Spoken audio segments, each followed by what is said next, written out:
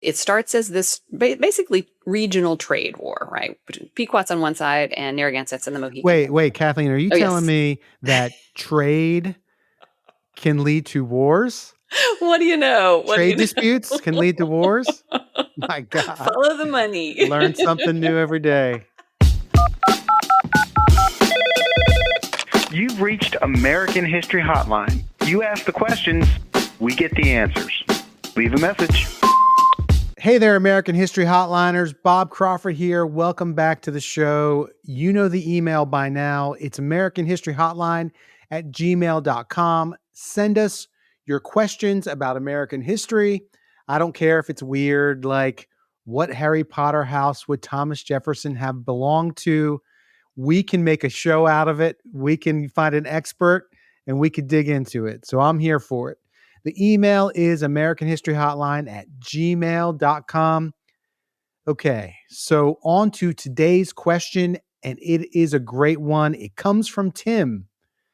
My immigrant ancestor from England came over with the Puritans to Boston and then New Haven, Connecticut in 1638.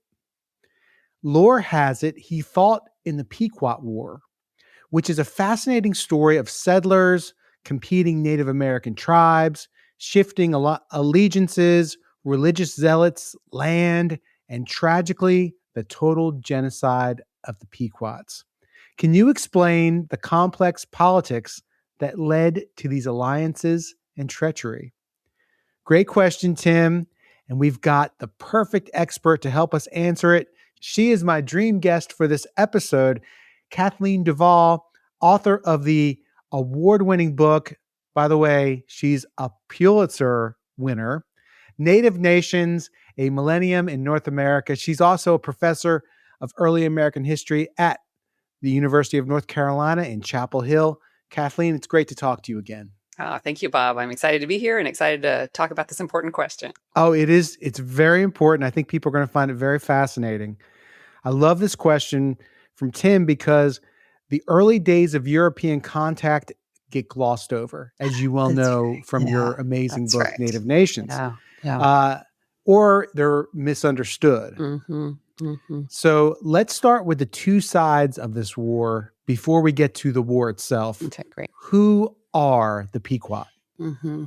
Yeah, so I think the most important thing to know about the Pequot War's beginning is that it begins as a native war. The English will get involved, as we previewed there, but it's a native war, and it happens in large part because the Pequots are quite powerful. By the 1630s or so, the Pequots are a people who they've got maybe 30, 40, maybe 50 towns in and around what's now Connecticut, the lower Connecticut River Valley. And by the 1630s, they have basically a monopoly on the production of wampum. Okay, so we now have to step back. What is wampum? What is wampum will be your next question. Wampum are, I guess, beads made out of seashells. And like many people around the world, the native people of what's now New England used these kinds of beads made out of seashells as a kind of currency. And so they're really important to use in trade. They're used like money.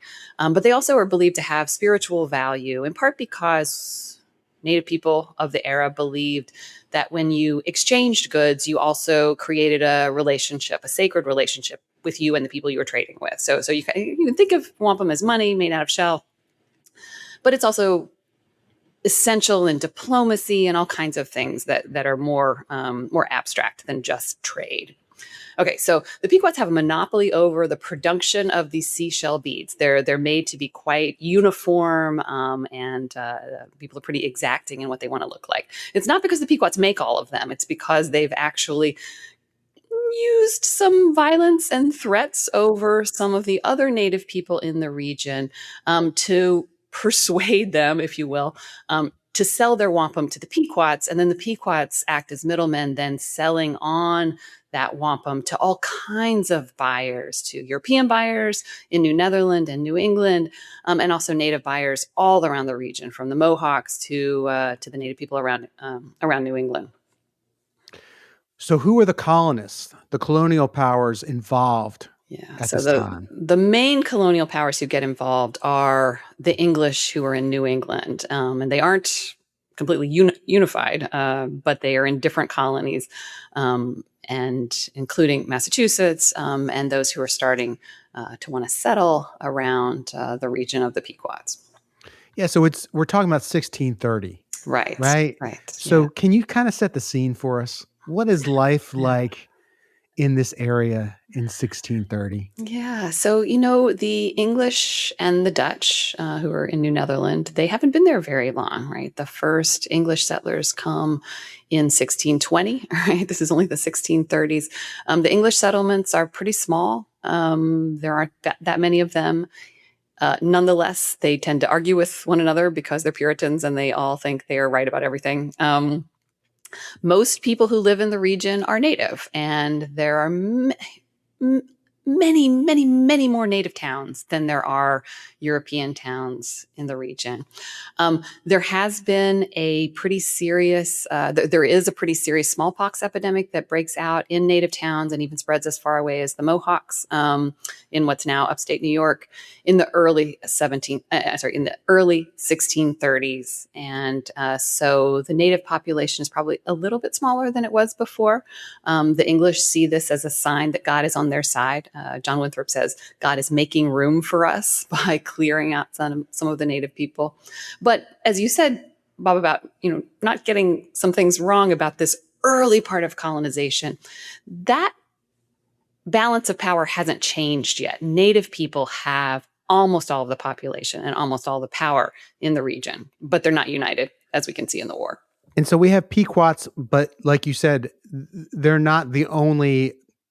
Native Americans are not a monolith, as we would say in political science these days. That's right. So, right. and you say there are the landscape is dotted with these towns, and most of them are Native American towns. Right. So, what is it like with the Native nations, if you will, of this time in this region? Are there, you talk about the Pequots maybe bullying some other, tribes into letting them be the purveyors of the wampum, right? Yeah, the treasury, if you want, if you will.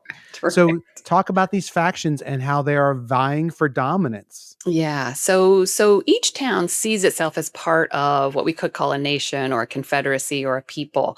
So these Pequot towns that have established this monopoly. And then the people who will go to war against the Pequots, the primary people are the Narragansetts and the Mohegans. So those are Algonquin-speaking peoples. They all speak similar, they all speak languages within the same large language family. But that does not mean they're all the same as each other or that they have the same sort of foreign policies or objectives. So the Narragansetts and the Mohegans will be the main people on the other side of this war from the Pequots. And they're using these different native nations, native tribes are using the colonial powers, right? That's right. That's right. Sometimes when we push too fast, when we move too fast through these eras, people confuse the Pequot War with King Philip's War. King Philip's War, the English really will be the one on top of. They'll be directing a lot of what happens in that war. That is not the case in the Pequot War. This is still, this is a native war, and the Narragansetts and the Mohegans pull in their English allies onto their side and persuade them, even though it's not really in English interest at first, at least, to fight against the Pequots. So discussing this with producer James Morrison, he's talking about the Hulu series Shogun. And I remember Shogun, the miniseries with Richard Chamberlain, that's when I was I saw too. A very young boy in the 1970s. But so can we draw a parallel to what was happening in Japan as far as as far as native populations trying to manipulate the foreign power against their enemy for their benefit? That's right. Exactly. So the English, as I said, don't have the population that the native people have. They don't have the local power or knowledge that the native people have, but they do have some new weapons, right? They have guns, gunpowder, musket balls. Guns are not particularly accurate at this point. They are useful, though. They are, one in a number of tools that you might want to have on your side if you're going to war. And then having armed people on your side as well would be useful. And that's what the Narragansetts and the Mohegans think. All right. So I think we've worked our way up to the war. So talk about the war. What leads to this war between the colonists and the Pequots? Yeah. So it starts as this basically regional trade war, right? Between Pequots on one side and Narragansetts and the Mohicans. Wait, Kathleen, are you Oh, telling yes. me that trade can lead to wars? What do you know? Trade disputes can lead to wars? My God. Follow the money. Learn something new every day. Yes, that's right. So, and the English really don't have a dog in that fight, right? The trade part of it. What the English do want is more land. The English settlements are expanding, they're growing. And as I said, these Puritans, they think God is on their side. They think God has intended this place for them. And so they come to the war sort of against their will. But the war fits with a larger expansionist colonial project that they are developing to move ultimately into the Connecticut River Valley and take those lands from the Pequots. Although I don't think it's quite fair to say that's the English motivation at the beginning. It will become that. In his question, Tim also mentions religious zealots. Yeah. Did religion play a role in this war or the lead up to the war? It really does. I mean, the English Puritans are religious zealots. Most English people think they are crazy. And so all Europeans at the time, all native people at the time are religious people. They see the world through their own religion. But the Puritans have come to New England in order to prove everybody else in England wrong, right? To show England the way. And then ideally they want to be invited back and to change everything in England. So this is really a great sort of experiment, a city upon the hill that they imagine. Will give an example to the rest of the world, to the European world particularly. And so they read everything that happens in terms of that. Is God showing them that indeed they are on the right path, that they're right about God being on their side, they're right about God making room for them in this new place? And so the smallpox epidemic they read as God's will in killing off Native people, and they come to see the war in similar terms. That many Pequots will die in this war, and that is because God intends this place, including the Pequots' homeland, to belong to the English. This is an iHeart podcast. Guaranteed Human. Joy is essential, and it's also elusive. But now, there's a new and exciting way to start your journey toward a more joyful existence. Joy 101. It's a new podcast hosted by me, Hoda Kotb. If you're craving inspiration to maximize your joy, tune into these candid, uplifting, and moving on-air chats. Open your free iHeartRadio app, search Joy 101, and listen now. Joy 101 with Hoda Kotb is presented by CVS. What's up, fam? It's sports journalist Ari Chambers. Hey, what's up, y'all? It's your girl, Sam J. And we're the hosts of Everyone Watches Women's Sports, a new podcast from Together. We're breaking down the biggest headlines, the viral moments, and the stories everyone's talking about across women's sports. From game-changing performances to culture-shifting conversations, we'll give you our takes, our debates, and a few laughs along the way. Because everyone watches women's sports. Listen to Everyone Watches Women's Sports on the iHeartRadio app, Apple Podcasts, or wherever you get your podcasts. I'm Jake Brennan, and on the Disgraceland podcast, I explore the wild lives of rock stars and unbelievable true crime stories from music history. These are the stories you haven't heard, the kind you'll end up telling someone else. Like the time Paul McCartney spent in a notorious prison, or the bizarre crime Lady Gaga is accused of, or that time Blondie's Debbie Harry escaped Ted Bundy. Listen to Disgraceland on the iHeartRadio app, Apple Podcasts, or wherever you get your podcasts. My first guest is Paris Hilton, Shakira, Luke, and Yerin. Have surprises? Many surprises. Welcome to the Sweet 305 podcast, where the group chat comes to life. What up? You're the only person I know that loves a yellow Starburst. It's lemonade. This is Suite 305. Here, oversharing is encouraged. Listen to Suite 305 with Lele Pons on the iHeartRadio app, Apple Podcast, or wherever you get your podcasts.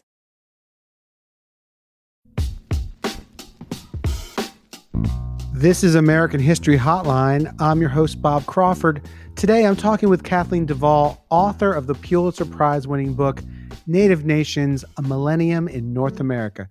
We're talking about the Pequot War from the 1630s.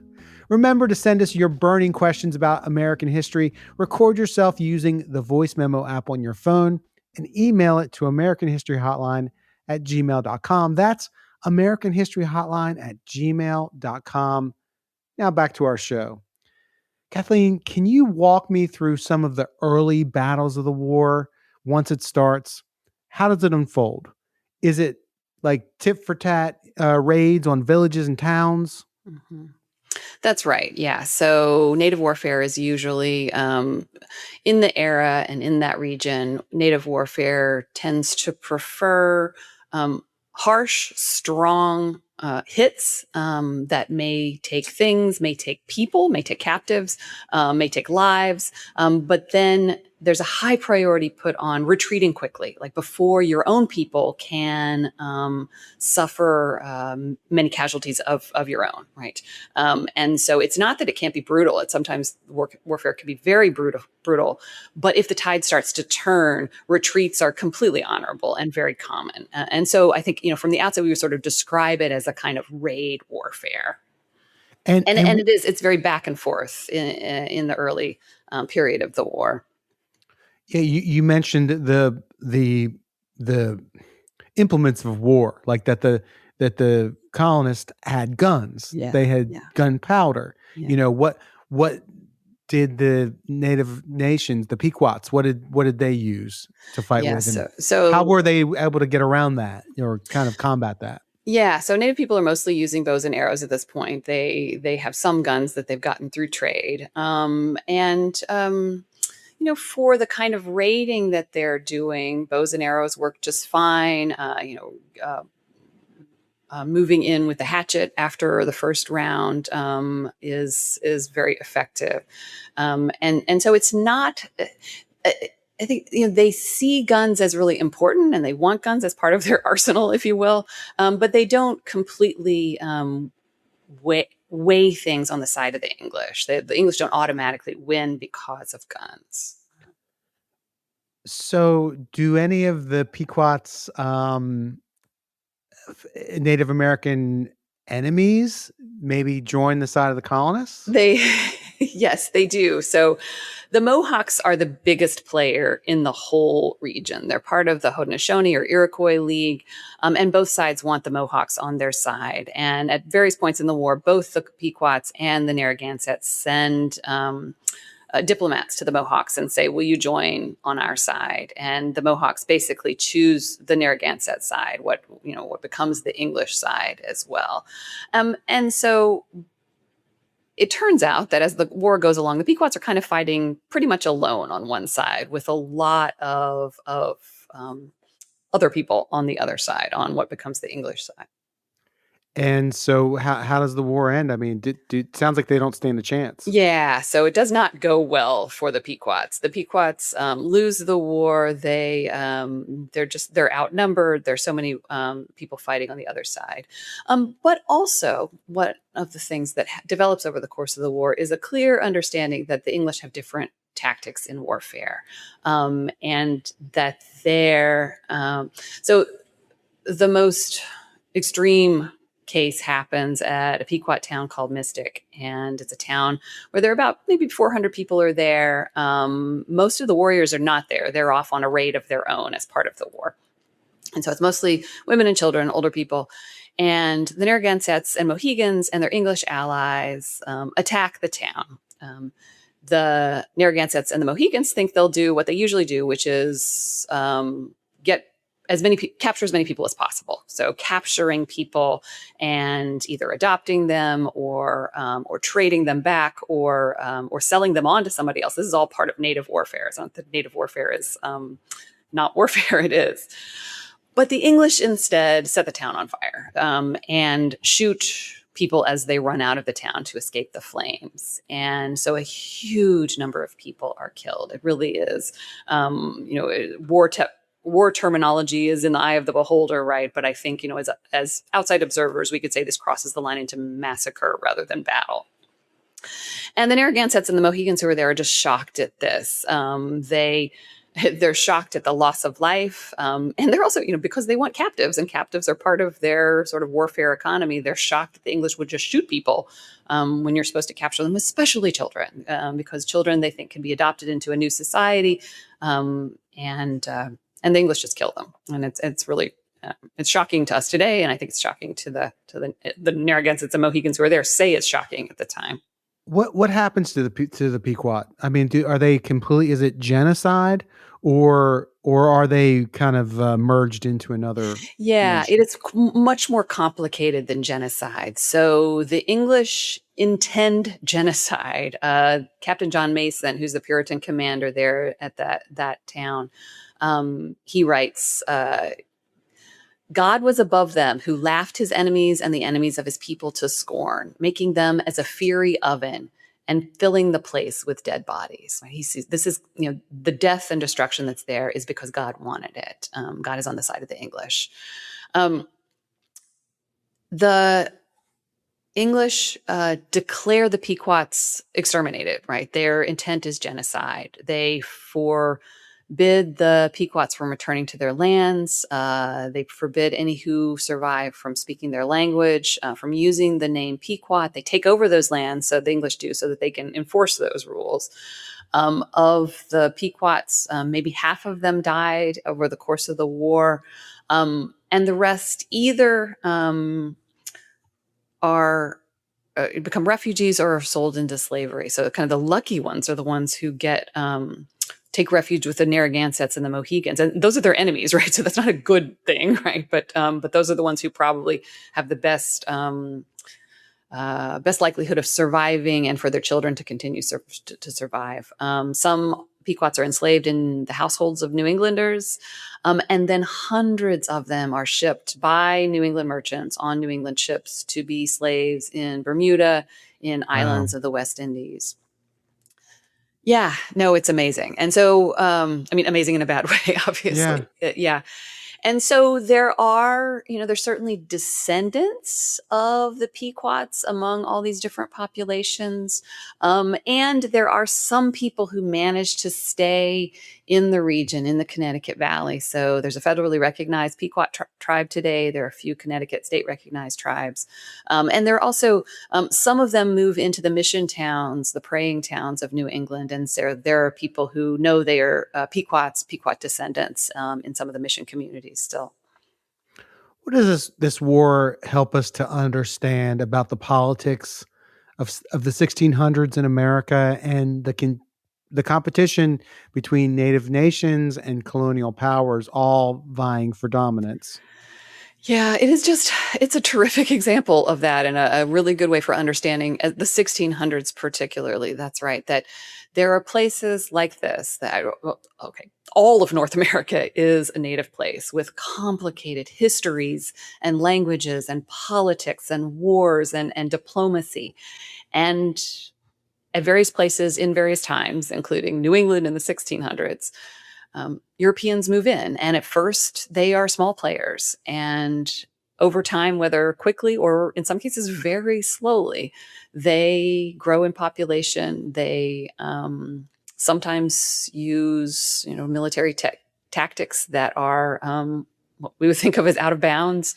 And in New England, they become the dominant people in a fairly short amount of time. But if we could just add one more thing, Native people still survive as best they can and continue into the present day and the future, despite all of this tragic history. If I'm talking to you listeners, if you want to really understand the history of the North American continent, not only the history of this country, I highly recommend you read Native Nations, A Millennium in North America. Our guest today, Kathleen Duvall is the wonderful author of that book, and she won the Pulitzer for it, and she deserved it. And so great to call her a friend. Thank you, Kathleen, for joining us today on American History Hotline. Oh, my great pleasure, Bob. Thank you for having me. You've been listening to American History Hotline, a production of iHeart Podcasts and Scratch Track Productions. The show's executive producer is James Morrison. Our executive producers from iHeart are Jordan Runtaw and Jason English. Original music composed by me, Bob Crawford. Please keep in touch. Our email is americanhistoryhotline@gmail.com. If you like the show, please tell your friends and leave us a review in Apple Podcasts. I'm your host, Bob Crawford. Feel free to hit me up on social media to ask a history question or to let me know what you think of the show. You can find me at Bob Crawford Base. Thanks so much for listening. See you next week.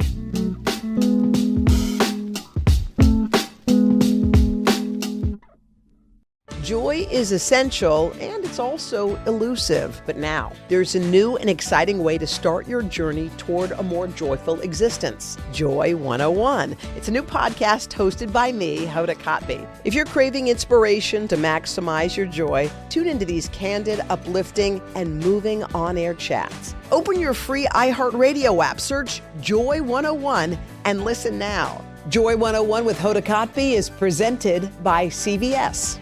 What's up, fam? It's sports journalist Ari Chambers. Hey, what's up, y'all? It's your girl, Sam J. And we're the hosts of Everyone Watches Women's Sports, a new podcast from Together. We're breaking down the biggest headlines, the viral moments, and the stories everyone's talking about across women's sports. From game-changing performances to culture-shifting conversations, we'll give you our takes, our debates, and a few laughs along the way. Because everyone watches women's sports. Listen to Everyone Watches Women's Sports on the iHeartRadio app, Apple Podcasts, or wherever you get your podcasts. I'm Jake Brennan, and on the Disgraceland podcast, I explore the wild lives of rock stars and unbelievable true crime stories from music history. These are the stories you haven't heard, the kind you'll end up telling someone else. Like the time Paul McCartney spent in a notorious prison, or the bizarre crime Lady Gaga is accused of, or that time Blondie's Debbie Harry escaped Ted Bundy. Listen to Disgraceland on the iHeartRadio app, Apple Podcasts, or wherever you get your podcasts. My first guest is Paris Hilton, Shakira, Luke, and Yerin. Have surprises? Many surprises. Welcome to the Sweet 305 podcast, where the group chat comes to life. What up? You're the only person I know that loves a yellow Starburst. It's lemonade. This is Sweet 305. Here, oversharing is encouraged. Listen to Sweet 305 with Lele Pons on the iHeartRadio app, Apple Podcast, or wherever you get your podcasts. This is an iHeart podcast. Guaranteed human.